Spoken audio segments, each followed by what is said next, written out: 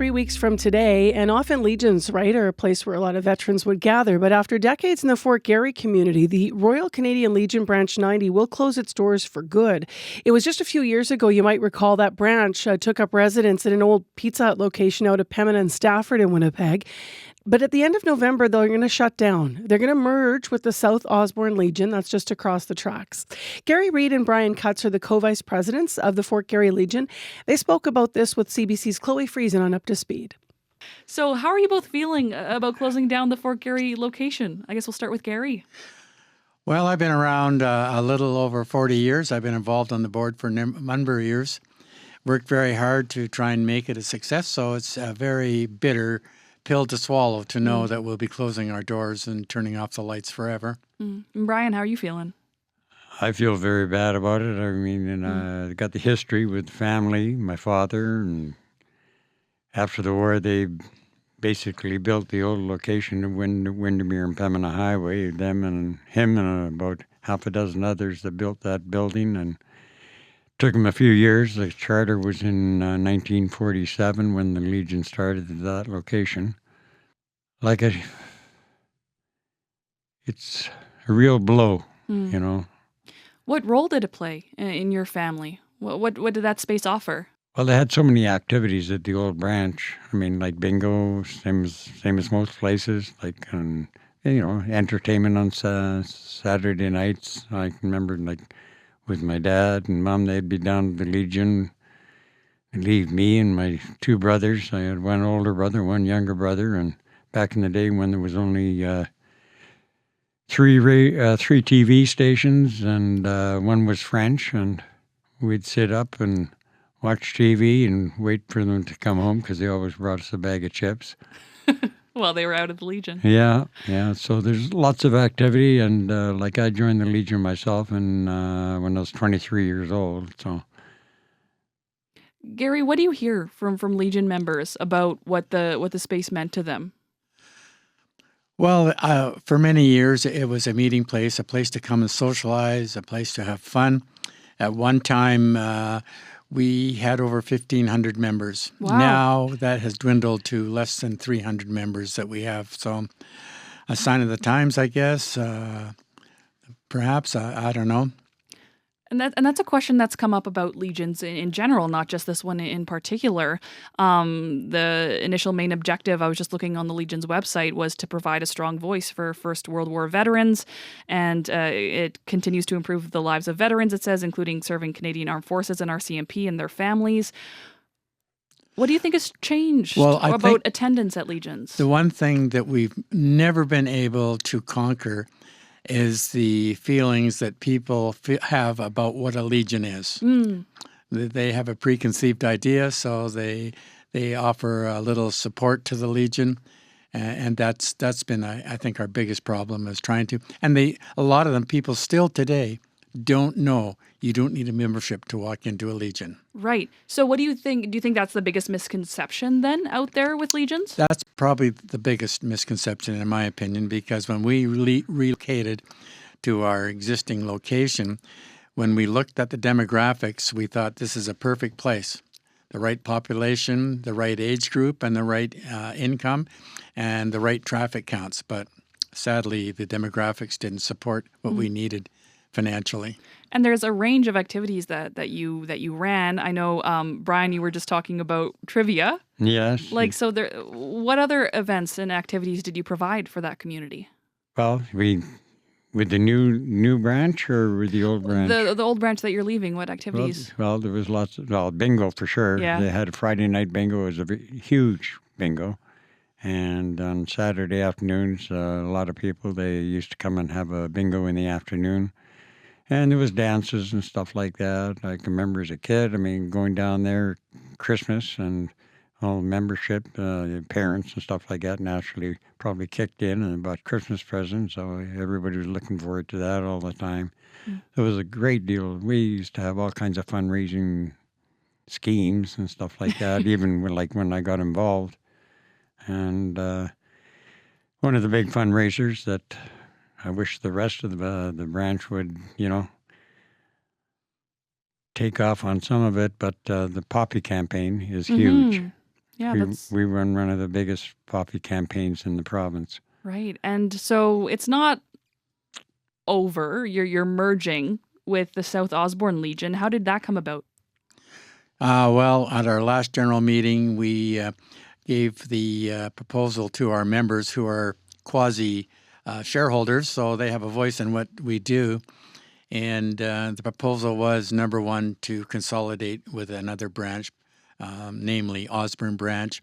The second choice was to create a virtual legion where you would just be a member of a legion, but you wouldn't have a branch or anything. There would be certain duties that we'd have to perform for Remembrance Day, stuff like that, or just to relinquish our charter altogether and distribute the funds to any organization we thought was worthwhile. Almost unanimously, the members voted to move to another branch, and to me, I think that was the only good choice. That would give the existing members a place to go. Right. People still wanted that gathering space. Well, that's what we hope. Right. And you have one final event at your original location there on November 29th. What's happening that night? November the 29th? I believe so. Is that the correct date? Yeah, November 29th, we have a musical group calling There we go. Yeah. the Pants. And if you've never seen them, they're awesome. Pants. Yeah, Dance in Your Pants, as they're called. They're great. They are an awesome band. They have a female singer there that is just awesome. So what do you hope that night brings? It's going to be packed. Yeah. I'm sure there'll be some laughing. I think there'll be some tears. It's going to be a great night. Bittersweet for Garry Reid and Brian Cutts talking about that last night. They're co-vice presidents of the Royal Canadian Legion Branch 90 in Fort Garry. It will close its doors for good, although they're merging with the one in Osborne, but they will close that location for good November 30th. And as I mentioned, Remembrance Day is just 3 weeks from today. Well, let's return to what is happening internationally. U.S. President Donald Trump says he is planning a second summit with Russia's president in an effort to get a deal on a ceasefire in the war in Ukraine. This new summit is planned for within the next 2 weeks. It will be hosted by Hungary. It comes after a weekend phone call with Vladimir Putin and then that meeting Friday with Ukraine's President Volodymyr Zelensky in Washington, during which, according to some reports, Trump asked Zelensky to cede territory. To catch us up, we're joined by Andrew Rasulis via Zoom. He's a fellow with the Canadian Global Affairs Institute. Good morning. Good morning, Marcy. So what is the latest on the Trump-Putin summit plan in Hungary, and is there any role for Zelensky there? Well, so we have to just work with some conflicting news reports this morning that Lavrov and Rubio may not be meeting. They did have a phone call yesterday.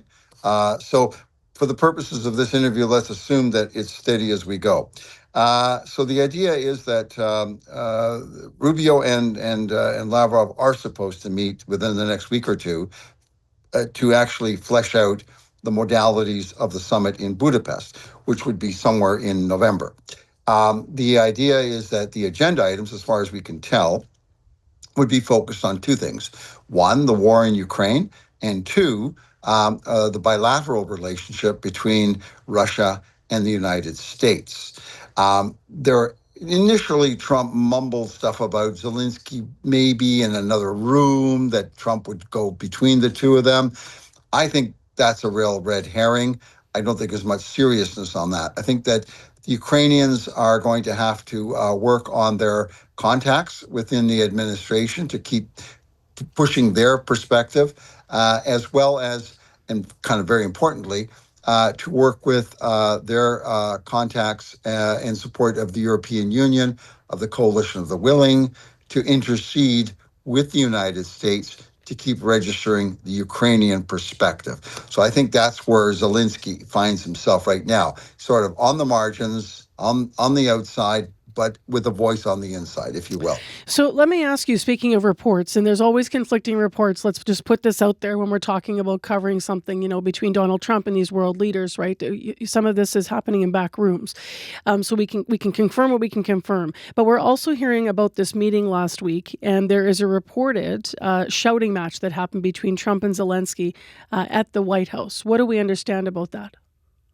So what happens there is that, first of all, the Ukrainians became very frustrated because they thought they were coming in to get authority from Trump to buy Tomahawks and other weapon systems. Before that meeting actually took place on Friday, on Thursday, Trump Putin called Trump and gave him his perspective on the war, including a so-called proposal to, if the Ukrainians surrendered the fortress belt in the Donetsk Oblast, the Russians would not advance in the two southern oblasts below that. Trump thought, okay, great idea. He presented that to the Ukrainians. Oh, and then plus Trump and Putin had agreed to the Budapest summit. So Trump presents this to Zelensky, and Zelensky pushes back completely, saying this is unacceptable.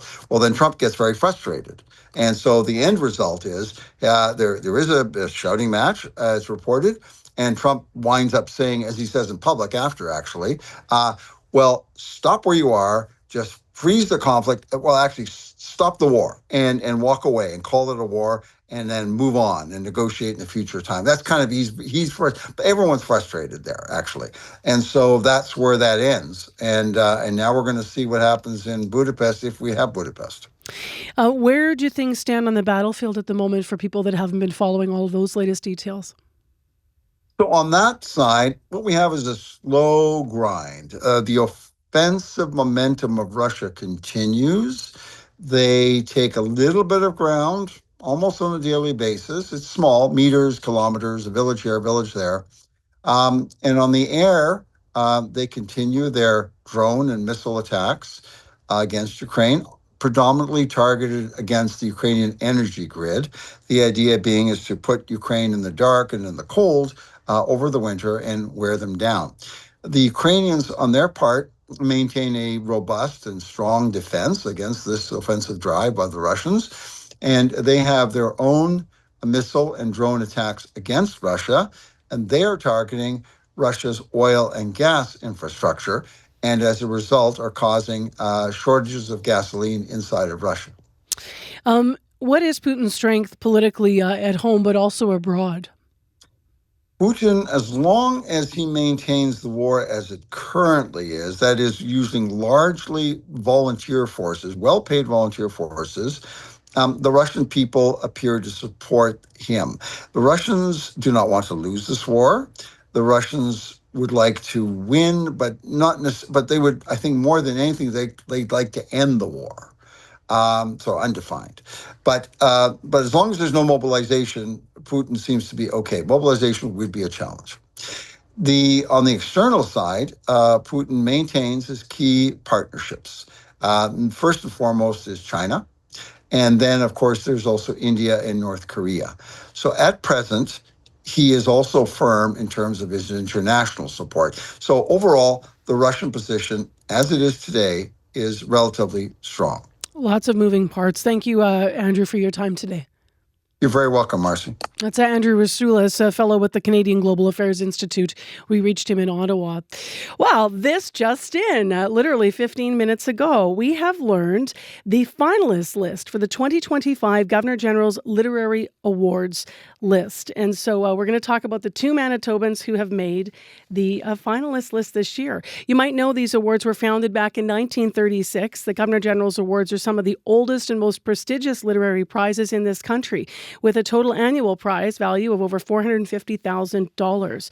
So let's look at the list for Manitoba. There are two on it. One, Kyle Edwards is on this list, shortlisted for Small Ceremonies, a coming-of-age novel set here in Winnipeg in the North End. It follows a group of Indigenous high school students as they grapple with identity, belonging, and future in the shadow of hardship. And you're going to hear a theme here because actually Katharina Vermette has been shortlisted for Real Ones, which also explores themes of identity, cultural belonging, and truth through the story of two sisters who confront their mother's false claims of indigeneity. And Katharina Vermette is up early, and I hope we didn't wake her up too early with the news, but she's with us now. Good morning.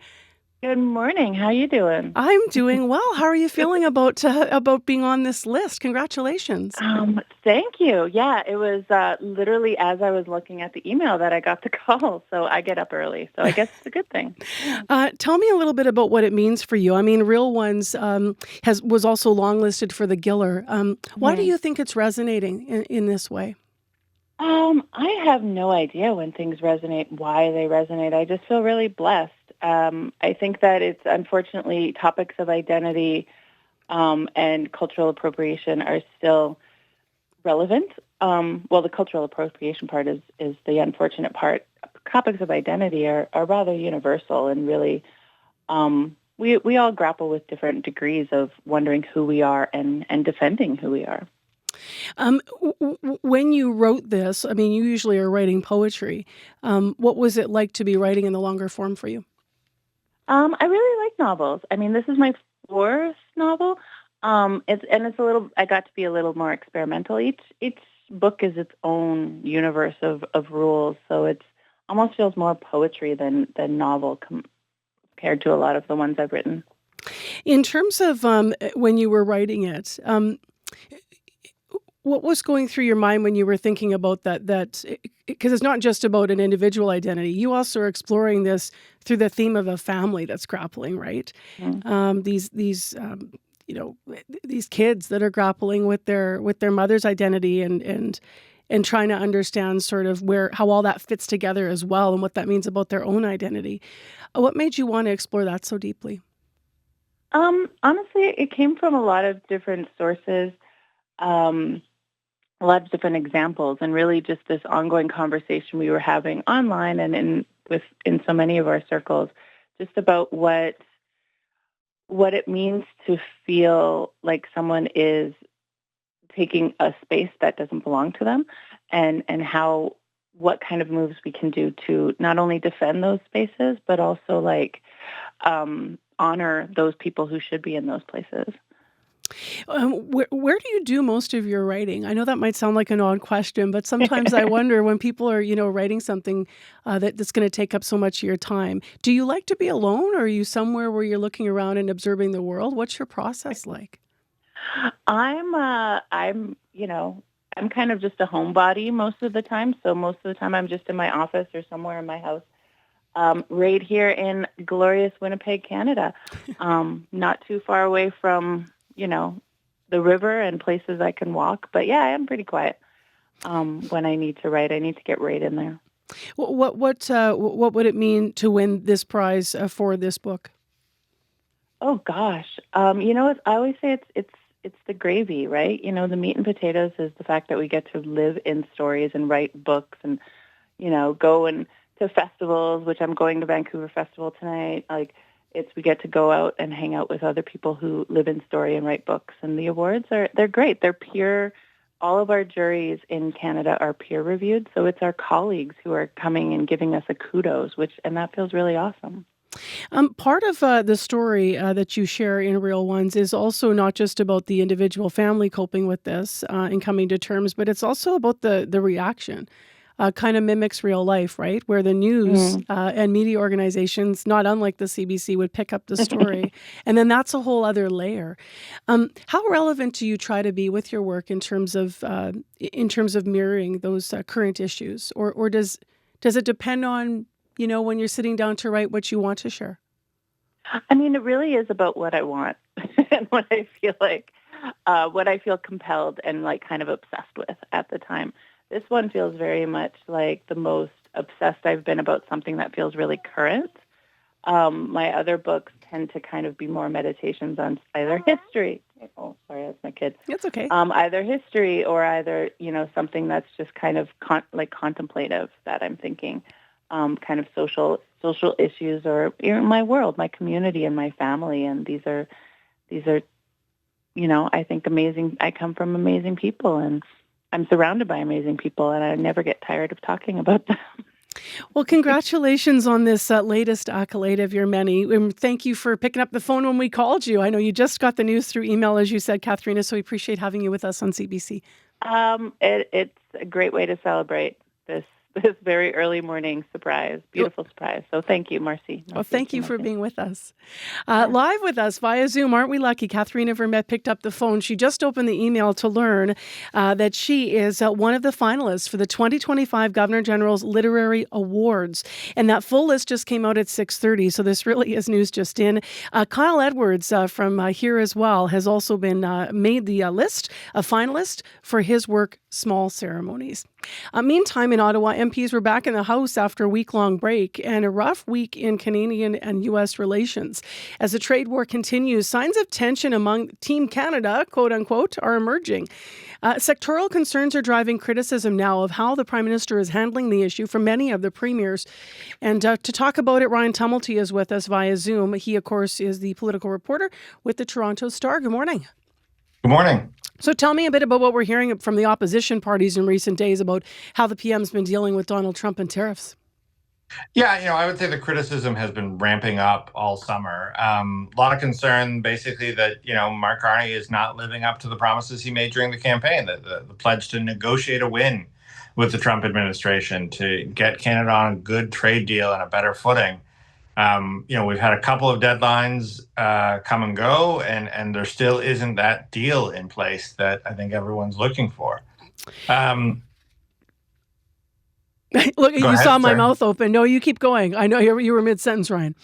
Yeah, and I guess, what the Conservatives were really focusing on yesterday is the sort of casualties we're starting to see in this trade war. Last week, Stellantis, the major automaker, announced that a production line that was supposed to happen in Brampton, Ontario, is instead going to go to Indiana. That puts 3,000 plus jobs at risk. And the Conservatives, knowing that the Liberals gave Stellantis a great deal of taxpayer money over the last decade, want to ensure that the contracts for that funding said something about keeping jobs in place, and that's been their real push. So certainly, that criticism is ramping up. What has the federal government's response been to how they're prioritizing then their dealings with the U.S. president and the ongoing tariff threats as we hear, lumber positioning against auto and all the different sectors that are worried here? Yeah, right now what we've heard, and obviously this has been a shifting target, is 85% of Canada-U.S. trade is still covered by CUSMA, that trade deal. So in terms of what's left out, it is those big sectors. It's lumber, it's auto, it's steel, it's aluminum. That is where the government is focusing right now, is on trying to get some sort of deal on those sectors. Something that will allow those sectors to move forward, even if it is with tariffs. Hopefully it is with smaller ones and predictable ones, and those industries can start to adapt accordingly. But yeah, right now, they're not picking winners and losers among those big sectors, but that's where they're focusing. David Eby in BC, obviously going to be standing up for lumber. What have we heard from him? Yeah, he's raised concerns that the government is picking winners and losers, that it's spending a lot more time talking about steel and aluminum and autos, which are really important in Eastern Canada, and not a lot talking about lumber, which is a big industry in his province. He points out that Canadian lumber producers are paying a 45% tariff now. That is higher than lumber imports into the U.S. from Russia have to pay. So, it's an enormous charge. I think there's a lot of concern about it. And I think there's a fair amount of concern that, there have been more industry supports, loan guarantees, that sort of things for some of those other industries. And lumber is still waiting for some more action. What are we hearing from other parts of the country, other premiers? Yeah, you've heard some of the same complaints from Susan Holt in New Brunswick about the lumber industry, which is big in hers. And then I think also the concern coming from Doug Ford. Doug Ford in Ontario has been really concerned that, the government is essentially waiting for a good deal instead of retaliating. He has been a big supporter of Mark Carney. But he's saying that if a trade deal with the U.S. isn't possible, then it's time to start retaliating again. It's time to bring back retaliatory tariffs. It's time to talk about export taxes again. And he's even launched an ad campaign in the U.S. pointing out to American consumers that they are losing because of these tariffs. And in Manitoba, just in case people are wondering, if you're thinking, okay, autos and lumber don't really play in big ways here, but our premier in the last week continues to call on Ottawa to try and protect farmers who are hurt by the tariffs in Western Canada. But that's the retaliatory stuff against China when we're looking at canola and stuff still. Why now? Just before you go, Ryan, why do you think that these concerns are, peaking now, rather? I think, one, it's been a fair amount of time now, but also trade wars take time.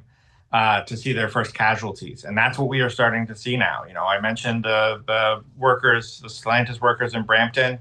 They are very nervous. But we've seen the government step in with big loan guarantees for steel producers because they're concerned about jobs in those industries. We've seen, obviously, the threat of layoffs and potential layoffs in the lumber sector, right across the country.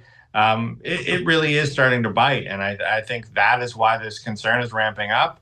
And that is why there's going to continue to be big pressure on the government to find a resolution. Well, as CBC has been reporting, there's been another alleged assault on a Ukrainian newcomer at a school in Charleswood. The mother of a 14-year-old girl says her daughter was attacked in the bathroom of Oak Park High School October 2nd. She claims another student suffered the same fate on October 1st. We're not naming the mother to protect her daughter's identity. I was shocked. It's not supposed to be like this, absolutely.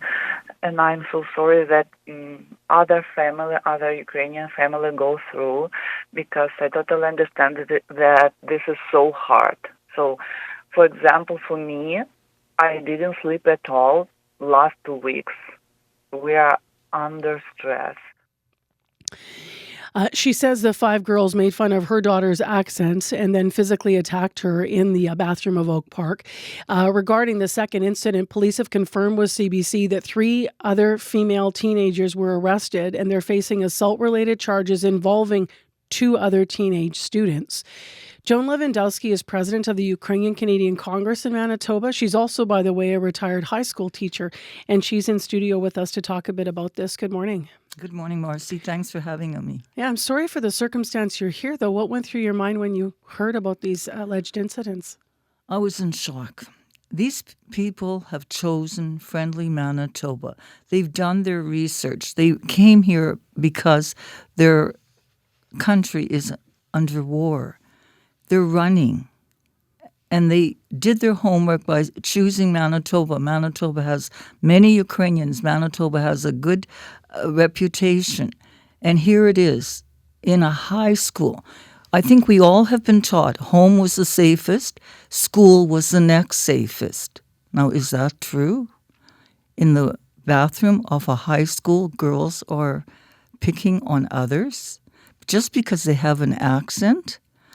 No one is a true Canadian. We all have roots. We all have immigration background.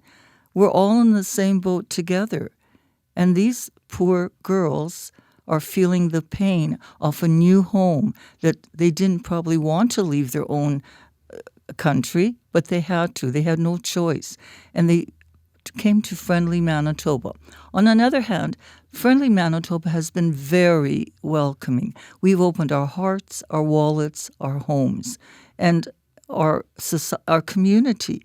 And this really bothers me because as a former retired high school teacher, what's the message we're giving out?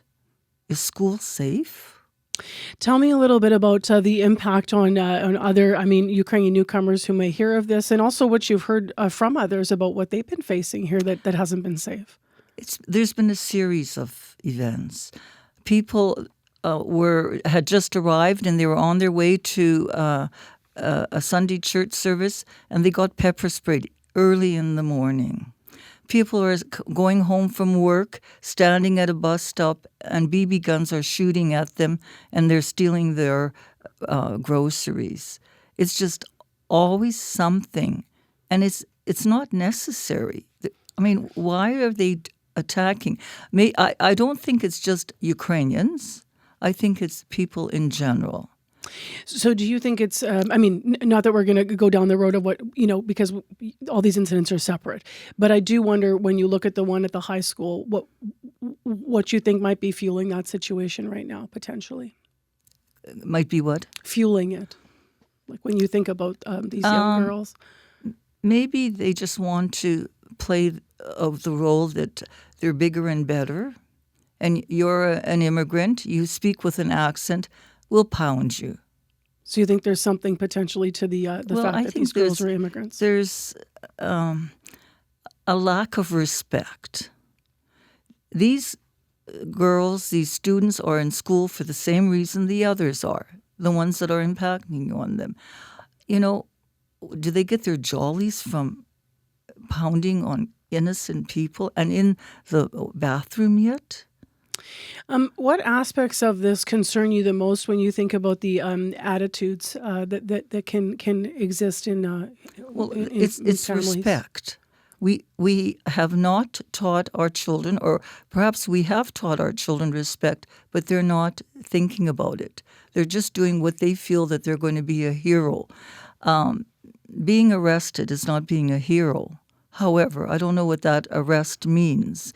These are 14 and 15-year-olds.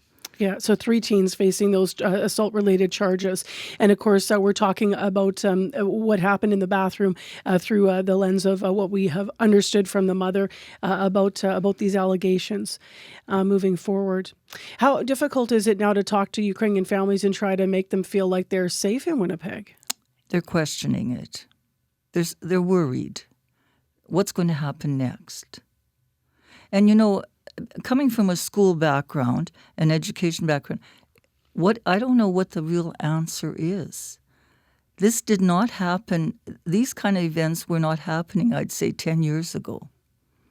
It's just recent that things are out of hand, and I'm not too sure what the cause is. Do you have a thought on what schools could be doing to help with these kinds of situations? You've just said you don't have an answer, so I respect that, but... Well, you know what? Education, that everyone is equal, that we have to understand Manitoba opened their doors to 30,000 Ukrainians, of which I'm sure 10,000 were school age. We're a welcoming community. We're a welcoming province. Let's show that welcome. What are they getting from hitting them and pounding them and then laughing? Are there more supports that newcomers could be offered in situations like this, or is this really just going to live at whatever ends up happening at that school level, do you think? Well, I think we have to see what the end result will be of the arrests. Is it going to be, will it be a lesson to other children? Will they get the message? I think we've got to move from A to B to C and move cautiously, because we're making judgment on all of them, but it's just a few. And I guess just last, what do you say now moving forward, as you said, to the newcomers that you're working with, some 30,000 of them, you've been really involved in bringing them all here, that don't feel safe, or they might come here and then ask you a question about, I heard that, I heard this happen to a couple of these different families. What are you saying to them to try to give them confidence that we are a community that is welcoming? Well, we're trying to say we are a safe community, and that there are places where you can be safe. But unfortunately, here was a school, and the parents sent their children to school thinking, they're gone, they're fine. Yeah. It's so a that tough message call. is hard. It's a tough call because it's rather premature right now, and I'm sure superintendents and principals are just not knowing which way to get the right result, because we don't know what the answers are. Joan, thanks for coming in and responding to what has happened here. Appreciate your time. My pleasure. Thank you very much. It's Joan Lewandowski, the president of the Ukrainian Canadian Congress in Manitoba. Here's what we do know. Police have confirmed, yes, 3 girls are facing assault-related charges in connection with these 2 assaults at Oak Park High School. In an email, Pembina Trails School Division spokesperson Radine Carter said, quote, "We can't comment on a specific situation involving students. The school and division have followed our policies related to the standards of behavior and have worked in cooperation with the Winnipeg Police Service. The students involved are receiving extensive support, including school-based and divisional clinical support services," end quote. If you want to read more in this story, however, because one of the girls who was allegedly assaulted, her mom said, hasn't been back at school because she's scared. You can read more about that at cbc.ca/Manitoba. We're about to talk to a fan from Winnipeg who's at the Toronto airport. He was at the game last night watching this. This is what it's all about. A strike away for Jeff Hoffman and the Toronto Blue Jays. The payoff. And for the first time in 32 years, the Blue Jays have won the pennant. Wow. So so much fun. We're going to get into weather and traffic. Nothing urgent in just a moment here in Winnipeg.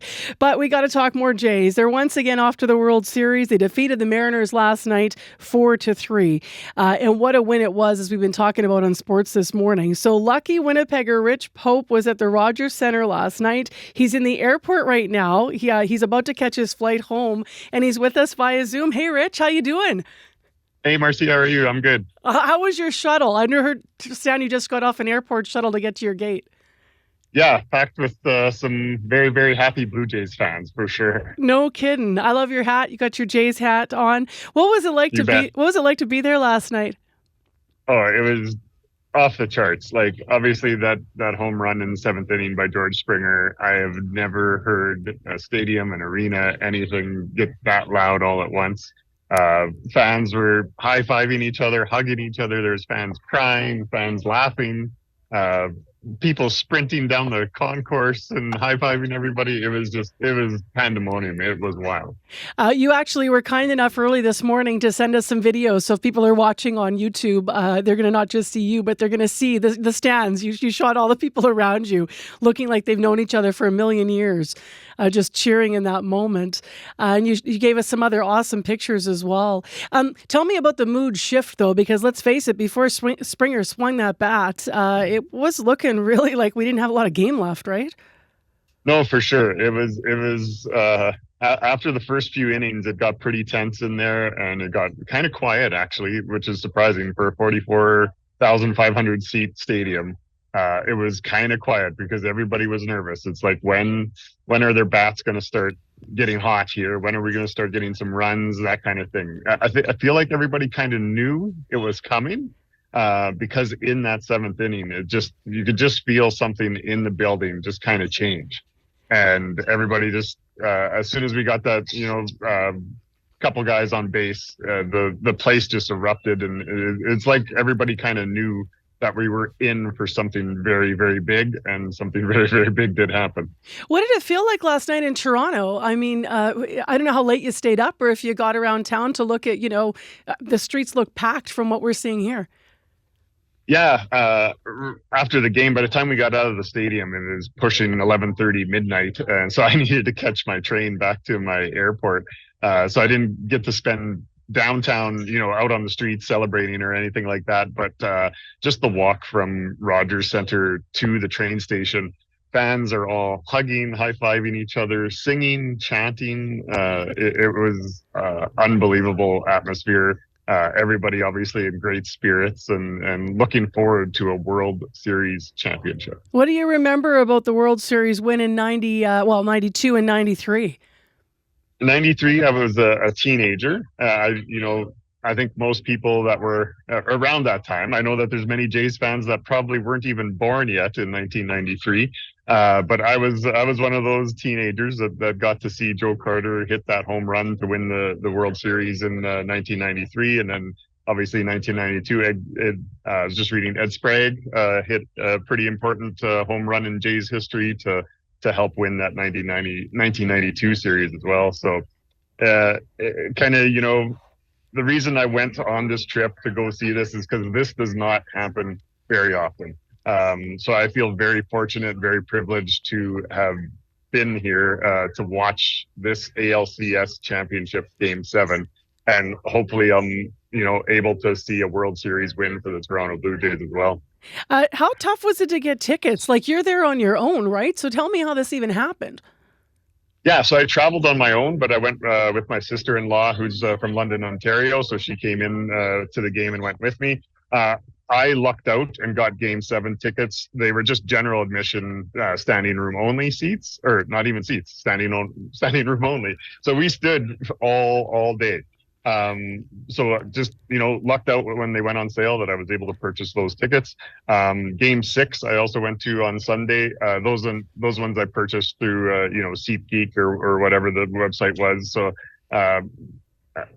but just like being able to be in that building and just witness Game 6 and Game 7 and just see the jubilation of fans and meet complete strangers and make connections. It was just an amazing experience. It was on my bucket list of things to do. Yeah. And I'm extremely happy that I went because, I'm a big sports fan.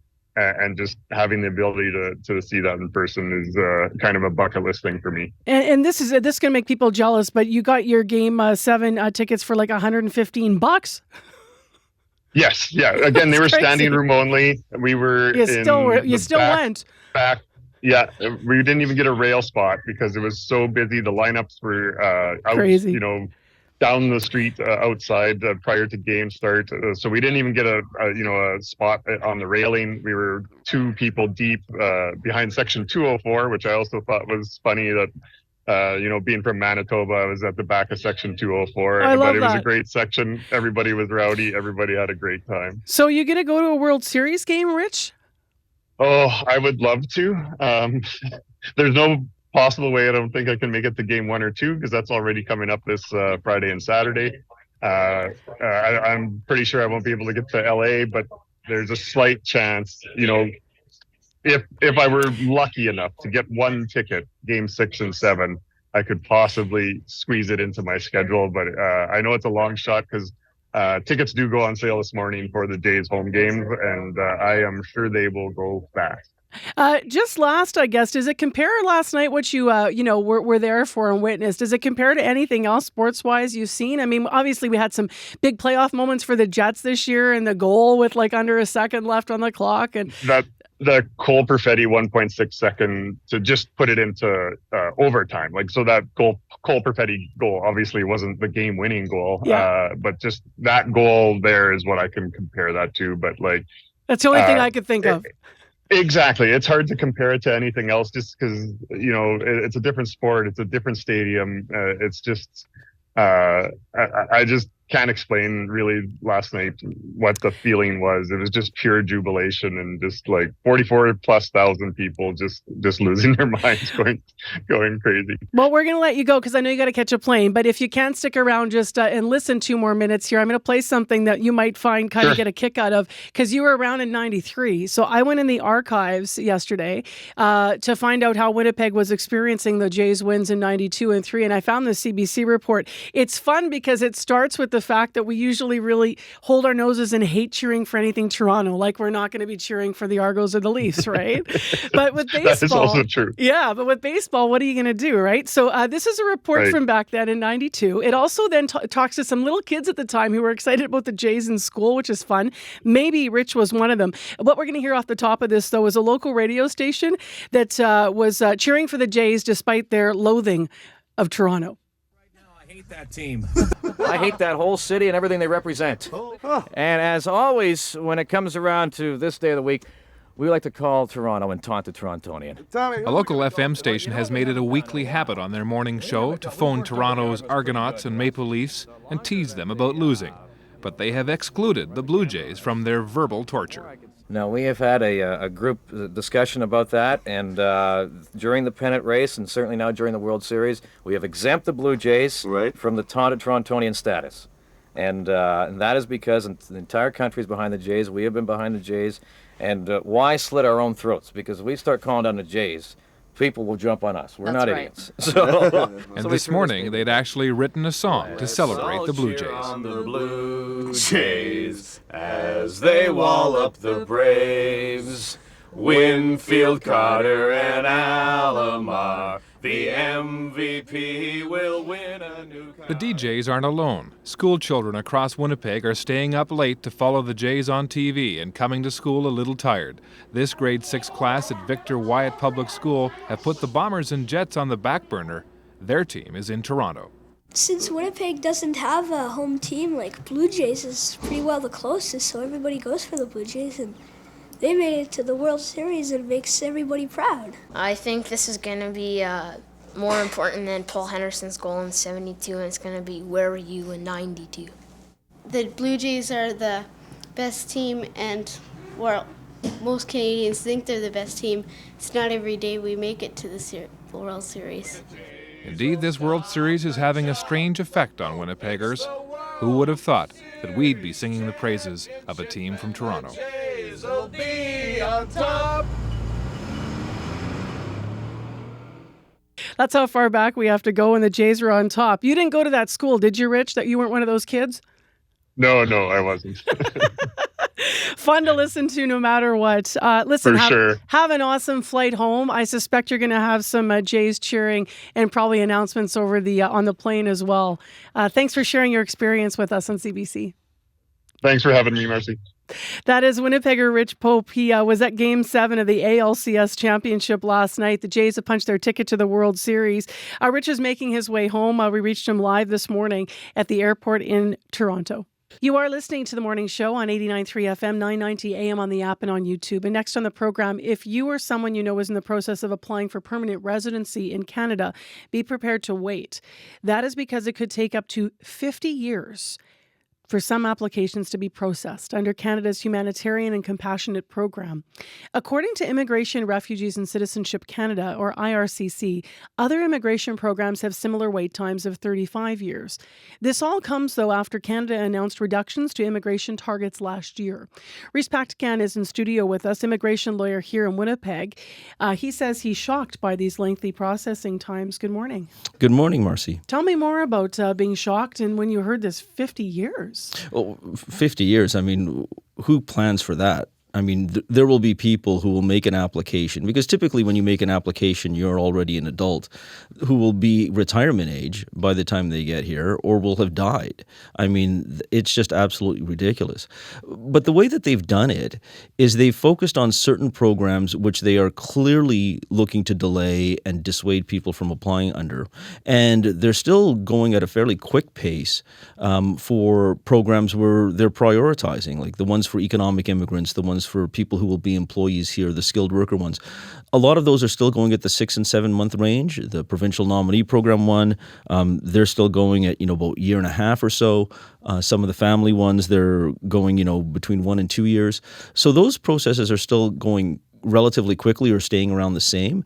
But these ones for some of the business class applicants where, they're saying, now they say on the website, they just say more than 10 years instead of saying 50. But if you actually look at the projected numbers they want to process and how many people are in their inventory, that's where you come up with like the 26 to 52 years and refugees and humanitarian. So it's really the business programs, the refugees and the humanitarian categories where the waits are going to be excessively long, where it's going to be decades or at least a decade. You say this might be a subtle way to tell people to not bother applying. I may be wrong on that, Marcy, because I don't think it's that subtle. I mean, if you tell people it's going to take you 10 years or so, especially let's look at the business people. One of these visas is the startup visa, which are supposed to be innovative businesses, usually tech-based businesses. If you tell them that it's going to take 10 years and they have to prove that their business is still viable and going at the 10-year mark, who in the tech industry is going to be able to stay with their business plan from 10 years ago? That tech's going to be obsolete. They're going to move on to something else and they're going to do something different.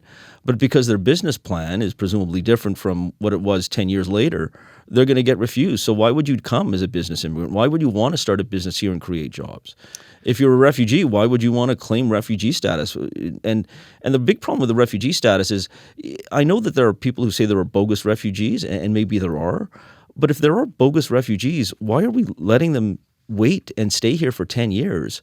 Process them right away, and if they're bogus, kick them out. And if they're legitimate and they're really fearing for their lives, don't put them in limbo for 10 years. Tell them that this is a safe place that they can live and raise their families away from threat. What would make the government say that this is about processing documents and a more standard delay? Well, I mean, what it is about processing documents, but what it would be is saying, I'm going to assign one person to process these documents out of our entire staff, or I'm going to send 100 people to process these other documents for this other stream.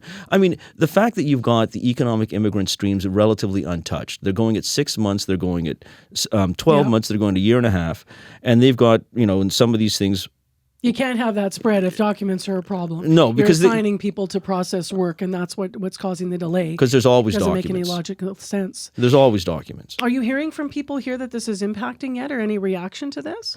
It's fairly new, but I haven't heard from everyone, but the people that you hear from, they go, well, what is going on here? This is ridiculous, and this is clearly an attempt to say don't apply. If you want to come under these categories, don't apply. What's going to be interesting on the business category categories, Marcy, is that the province just last month said that they want to start business streams and they want to attract entrepreneurs here through their provincial nominee program, which will then not go through this long, 10-year process or 10-year plus process. It'll go through the faster immigration process that the province has. The Manitoba's going to have to be careful now to make sure that when they choose people, that they are as sure as they can be that these people are going to set up business here. Because when you're shutting down business for the rest of the country, people are going to look for any porthole in the storm. And so, when Manitoba does this, they have to make sure that the people that are the real McCoy when they're going to come here. I just want for the listeners to have some clarity here. So we're talking about, as you said, some of the wait time, 6-7 months, a year to 2 years, not 50 years as we're saying. But for those that are going to be 35 to 50 years, the categories that, as you said on the site, say more than 10 years. Yeah. When we're talking about those who are in Canada on a temporary visa for school or work, how likely is it they'll get permanent residency? Like, does this touch that category of people? Well, it does and it doesn't. So where it doesn't touch them is that normally people would have applied through the economic program, the skilled worker type of programs. But what has been happening is there's a lot of people who can't get selected. So even though you've got 6 or 7 month processing for some of these economic programs, or a year and a half, or 2 years for these economic programs, they're taking less people in. And people who would have made it 2, 3, 4 years ago are not making it now. So there's a number of those people who are trying other ways to do it. And they're trying some of these humanitarian pathways. They're trying to make refugee claims. And those are the ones that are slowing up. And there were comments that the government made last year, earlier this year, talking about we don't want people to get into the refugee stream when they're not real refugees, and the humanitarian stream when they're not really, when they're just people here who are desperate because, they came here and they thought that they could immigrate. It looks like this is the message that's being sent to those folks, effectively to people like international students and workers who aren't qualifying now. They're just trying to say, don't bother. Canada, obviously, we tout ourselves as a global leader in immigration policy. How are these processing times we're talking about going to impact how we attract people in the future?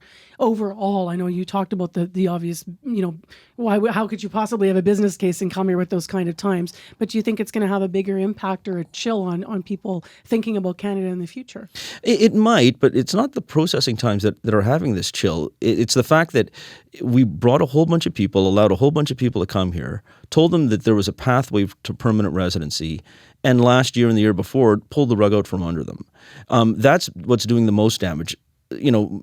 Information like this, when people mine down on it and find out what categories it is, they might not be as affected. But I mean, if we're talking about damage done to the Canada brand for immigration, that damage has been done in the last 18, 24 months already. And this certainly isn't going to help the brand. Thank you for being here, Reese. Appreciate it. Good morning to you. Lots of concerns raised there. If you want to weigh in, we'd love to hear from you. 788-3205. Reese Pactican's been live with us in studio, immigration lawyer here in our city. Now, in a statement, CBC did reach out. IRCC says it calculates processing times based on, quote, the number of applications received in the available space relative to the overall targets, end quote. The department said the forecast shows how long applicants might wait, quote, for a final decision, and that's based on admission targets. So that word there twice, targets. Well, today we are continuing our look at the sandwich generation. These are people who are taking care of elderly parents and children at the same time in their homes. According to Statistics Canada, 86% of, quote, sandwich caregivers say that their care responsibilities affected at least one aspect of their health and their well-being. And yesterday on the program, we were hearing from one family that is working with their mom and their daughter. Mitzi Monaco has a 10-year-old daughter. Her mom is 80.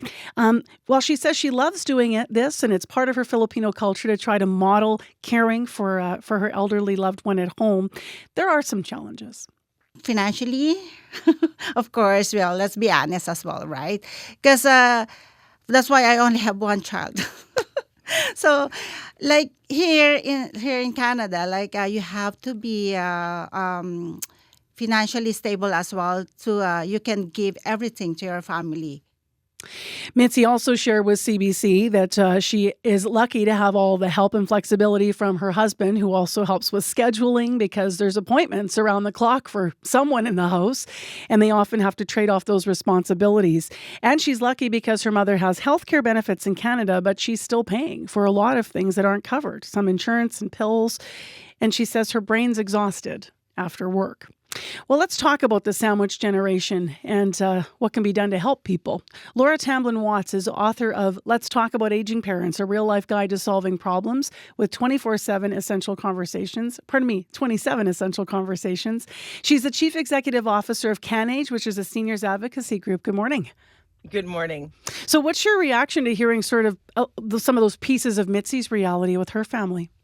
It's such a compelling narrative that I think so many of us can relate to. You want to do more. You're trying to balance older and younger generations, and your mental load is just getting heavier and heavier. Also, her thoughts about how important it is to have someone else help out, her husband in this case, to relieve her or to take a little part of that. And that's not something everybody has. And then overwhelmingly, that financial concern. She's only having one kid because she thinks that that's what she can afford. And she's worried about all the things that aren't covered. And that's not just someone who's moved to Canada. Folks, of course, often find out that things that they thought would be publicly covered aren't just when they need them. She shared that part of the juggling part about, she's lucky enough to have a flexibility in her workplace, but it's not like she has flexibility to go and take her mom to a critical appointment and then not put those hours back. So she's still having, to put out that energy all the time. What do you think workplaces could improve, just to start there, with to make it easier for the sandwich generation? People ask me, what do you think that workplaces can do to make themselves more appealing to people? Is it snacks at the office? Is it a little bit of hybrid work? And I say, no, it's caregiving leave. It's actually caregiving leave. As the old saying goes, there's only four kinds of people: those who are giving care, those who are receiving care, those that will need care, and those that have already gotten care. And that's all of us together. When we think about some of the flexibility that we have around care leave, it may have been maternal or paternal leave. Possibly there might be a little bit of bereavement leave, but mostly what people need is a little bit of help to take mom to her doctor's appointment, particularly when mom lives an hour and a half away.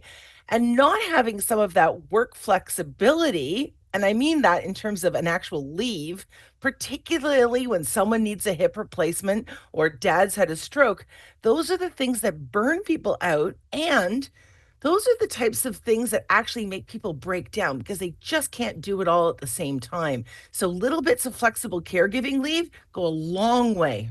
What about in the home? I mean, obviously, a lot of this conversation for us in Manitoba started because we were looking at some of the challenges around home care and the improvements they're trying to make. We know there's access to home care services, but what other supports are available to someone who might not be able to rely on home care? Or if you have a parent in assisted living, is there something that is missing there that might help that sandwich generation do better? In many cases, it's actually technology. And one of the great things is that some of the technology that we have doesn't feel like healthcare monitoring anymore. It's the phones, it's the types of watches that we have, it's our televisions and so forth. And many people don't realize that there's some great age tech. One of our networks of centers of excellence called AgeWell is a technology and aging specialist hub.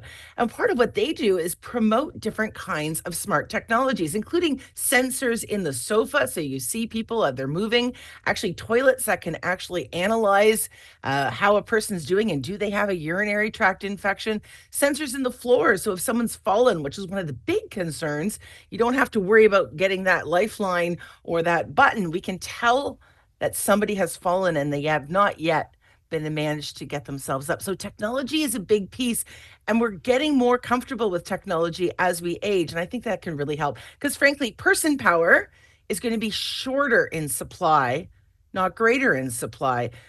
We used to think about at 4-to-1 as the ratio for every older person. There'd be 4 people as who would be helping you out. Now it's the inverse. I'm the Gen X generation. We have 1 person for every 4 older people, and that's not including the kids or, in fact, even grandkids. So we need to use technology better. What do you think caregivers should keep in mind about when it is too much? Because I know that that's a very difficult moment to come to sometimes, especially, if you have the person, in your home living with you. No one ever wants to say it's too much, right? But the reality is you might start getting into things that are beyond your ability to deal with in terms of healthcare needs, and then that could create some dangerous situations potentially.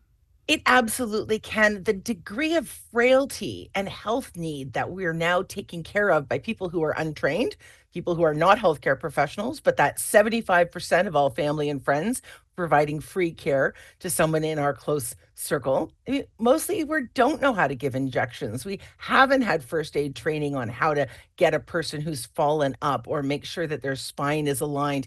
Very high needs care is now being downloaded.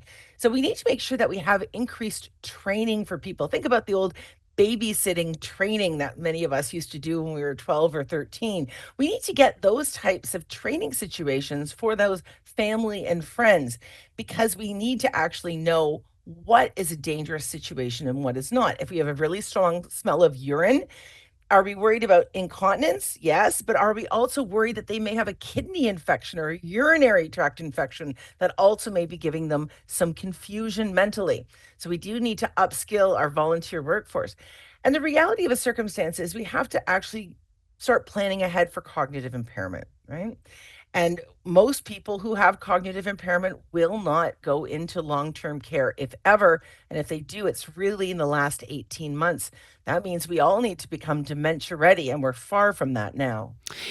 In terms of why we don't hear more about this, the needs around this, do you think it's because people feel like talking about it somehow is could be seen negatively by their family, or that a family member might feel like they're a burden? Now it's the type of thing that we're starting to see around the dinner table. If you get people together, and I think especially women, we're not just talking about our kids, we're talking about what's going on with mom and dad or those that are close to us. But most people are tearing their hair out or just wanting to collapse because they haven't had a moment's of sleep. People are burning out, and that's one of the problems about caring for the caregiver. We know that people who are across that sandwich, or as I like to say, a club sandwich, because we're many generations together, they sometimes die first, or have that stroke first, or have that heart attack first, because they're completely drained. We need to destigmatize the fact that you can't do it alone, and we need to come up with some more respite services. And we know what can work, we just need to provide them so that people can get a bit of a break, in that hypervigilance can just calm down for a little bit. The guilt is real. In my book, Let's Talk About Aging Parents, I have a lot of strategies for how to organize your life, how to organize the home, how to organize technology. There's a whole chapter on guilt. How do you manage your guilt? How do you manage the sense of social stigma? And what I can say is it is the issue for these generations that we're in right now. You just said we also know we need more respite services, and we know what they are. What would you add to the system that would help? Many people just need the break for the weekend, or some place to go where that person is getting action and activated care. What is hugely helpful is a morning program or an afternoon program with a person who's got, say, frailty and maybe some cognitive impairment to go. They're getting an exercise class. People who have cognitive impairment can still do things, and they should do things. So let's have exercise classes with a cup of coffee afterwards. We know that that model works really well, keeps those social connections alive for the person who needs some support and care. They get to be with their peer group. And everybody else just gets a couple of hours to do the grocery shopping or to get that PowerPoint presentation done. Now, I would never equivocate younger child care and older adult care, but the needs of the person providing care isn't very different. Sometimes you need a weekend off. Sometimes you need to be able to go on holiday without that constant worry. And that's where having a place like an assisted living facility or retirement home where a person can go for a couple of weeks at a time, sometimes particularly in Canadian rural areas for winter, where it's just too dangerous to be alone, lets that person who's otherwise managing as a caregiver just take a break. And in many cases, the older person or the person in care needs gets better because they are more socially engaged with those close to them. So bits of time like we all need to be provided for the person who needs care as much as the caregiver. Yeah, that stimulation for people. Just last, what about if you're in that difficult spot where you need to have a conversation? Like, what's the best time to have that difficult conversation with your parents as they age? And usually that's going to be, it's not safe for you to be in your home anymore, perhaps, or where might you want to be? You know, with us at a facility, it looks different in every family, but how do you approach that, and when would you start thinking about that? Well, the easy answer is, of course, we should all have these conversations 20, 30 years before we have, but we just need to give our head a shake. That's not what's going to happen, and that's not what real people do. When I wrote my book, Let's Talk About Aging Parents, it wasn't just the topic areas, it was literally scripts. If your dad is like this, try this script. If your mom is like this, try this script, because there isn't a one size fits all. But one of the things I will say is try not to swoop in and tell people what to do. That's not going to work. Listen and ask advice. Make sure that you're able to have the conversation no matter what the taboo is. So let's just say my mother doesn't want to talk about finance or health, which is, by the way, true. I can talk about it in a proxy. Hey, what about your friend, Mrs. So and so? Where is she right now? How is she doing? Oh, she's at that terrible retirement home. Okay, mental note. She doesn't like that one. What about this friend of yours? What are they up to? Oh, she's actually out with her daughter right now, and she goes to this program every Wednesday. Really? That sounds wonderful. We should check that out sometime. So you can sometimes have these proxy conversations without really confronting it. And last, I'd say this, talk about things as if they were in a case of emergency, not that you're going to get old and decline and become decrepit. Say, I have to get that knee fixed that I broke skiing sometime. I got to get around to it. But I was just thinking, I don't know what I would do if I couldn't drive. Have you thought that? I'd love your advice on that. Probably they have thought about it, but making it about you or asking their advice allows people to come up and talk about things without being confronting and feeling defensive. Smart, smart, smart. Thank you very much for your time. Thank you.